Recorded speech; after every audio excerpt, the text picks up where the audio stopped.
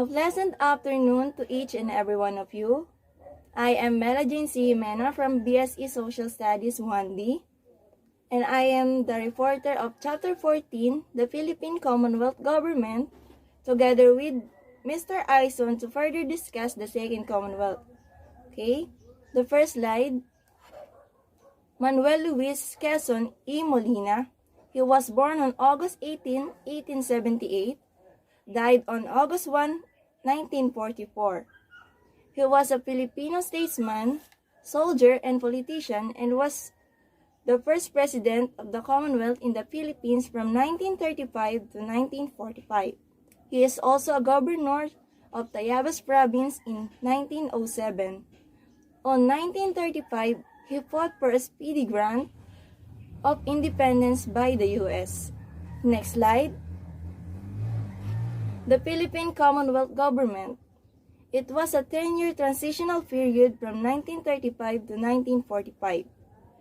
On March 25, 1935, the Philippine Independence Act was certified. And by May 14, 1935, it was subsequently ratified by the Filipino people. Among the provisions was the election in 1934, a constitutional convention dropped the constitution of the incoming Commonwealth government that is presided by Claro M. Recto. November 15, 1935, Philippine Commonwealth government was inaugurated. Who is Claro M. Recto? Claro M. Recto was born on February 8, 1890, died on October 2, 1960. He was a Filipino politician, jurist, and poet. On February 8, 1935, the convention was finished and submitted to the President of the United States. Next slide. I have here the quotation from Manuel L. Quezon. I would rather have a government run like hell by Filipinos than a government run like heaven by the Americans. Meaning to say, Manuel L. Quezon would choose a government that run by his own countrymen than a government that runs through the foreigners. Okay, here's the primary concerns in the transition period were national security and national defense. It will focus on the institutions, processes, and policies that keep the America safe, strong, and respected as a global leader. Next, social justice of the country. It helps everyone to have equality, political and social rights, and opportunities to do as a citizen. Next is education. To help everyone by acquiring knowledge and skills and to develop their potential to become a successful. Next, language. To allow everyone to share their thoughts and ideas to others. Next, economic development. It is to drive the economic growth in economy. Okay, next slide. I have here the achievements of Quezon administration under the Commonwealth government. Number 1 is reorganization of the government by creating offices. It is to change the way in which something is organized. Number 2, granting of women suffrage, the process that women had the right to vote in the election. Number 3, creation of new chartered cities. Refers to the unique sets of laws that forms the legal foundation of its local system of government. Next is adaptation of national language. To use the national language to interact and communicate to others, especially to other nations. Number 5, promotion of social justice. It helps to promote the fairness and equity across many aspects in the society. Next, number 6, compulsory military training of able-bodied Filipino youths under supervision of General Douglas MacArthur. It was a mandatory that fostered the unity and bring people from diverse backgrounds together. Number 7, taking of the 1939 official census of the Philippines. It helps to define and create administrative areas according to the number of inhabitants. Number 8, the improvement of the Philippine economy as revealed by the growth of agriculture. It has an impact on the economic development by contributing to the overall U.S. gross domestic product, also known as GDP, directly and indirectly. Number 9, commerce and industries. The purpose of commerce and industries is to establish and regulate commodity and trade standards. Number 10, creation of Joint Preparatory Committee on Philippine Affairs, JPCPA.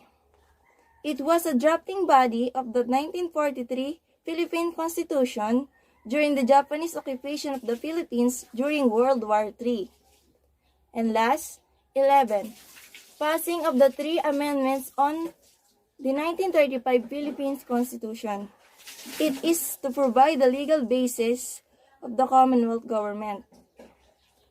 Passing of the 3 amendments on the 1935 Philippine Constitution has 3 parts. Letter A, tenure of the President and Vice President was 4 years with the election for another term. Letter B, establish of a bicameral Congress of the Philippines. Letter C, creation of an independent commission on elections composed of 3 members to supervise. Next slide. President Quezon Reinforcement to Land Reform Program.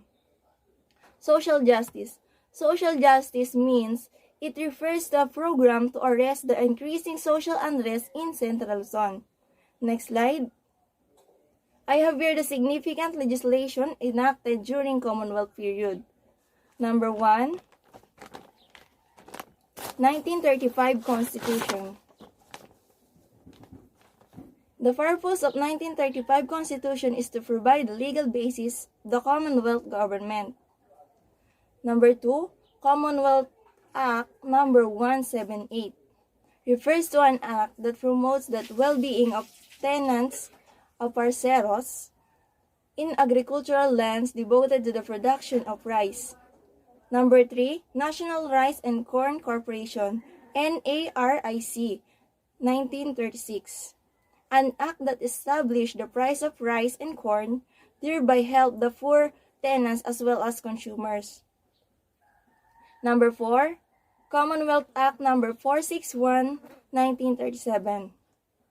An act that specifies the reason for the dismissal of tenants and only with the approval of the Tenancy Division of the Department of Justice. And the second to the last is number 5, Rural Program Administration. An act that provides the purchase and lease, haciendas and their sale and lease to the tenants. Number 6, Commonwealth Act Number 441. An act that facilitates the acquisition and settlement and a cultivation of lands, whether acquired from the government of the or from private parties. Next slide. Claro M. Recto.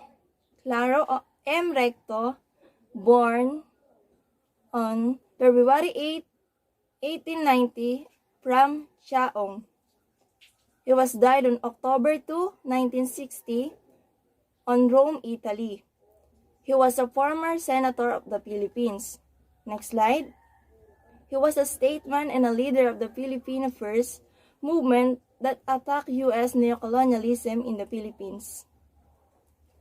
Claro M. Recto was a Filipino politician, jurist, poet, and a lawyer who graduated from the University of Santo Tomas in 1913. He was elected in 1919 to the Philippines House of Representatives and served for 3 terms as minority floor leader. He is also remembered for his nationalism, for the impact of his patriotic convictions on modern political thought, and has been seen in the same class as Dr. Jose Rizal, Senator Jose W. Diokno, and Senator Lorenzo Tañada. Next slide. He became a senator in 1931 he switched his allegiance 2 years later to the Nacionalista Party. Okay, before I proceed, I would like to give a meaning of neocolonialism. Neocolonialism refers to the continuation or reimposition of imperialist rule by a state over another nominally independent state. And also, I would like to give the definition of Nacionalista Party. Nacionalista Party refers to the oldest political party in both the Philippines and in Southeast Asia in general, the one who is responsible for leading the country throughout the majority of the 20th century. Continue. He was a member of a mission to Washington, D.C., led by Manuel L. Quezon, which secured passage by Congress of the Philippines Independence and Commonwealth Act, 1934 Tidings-McDuffie Act.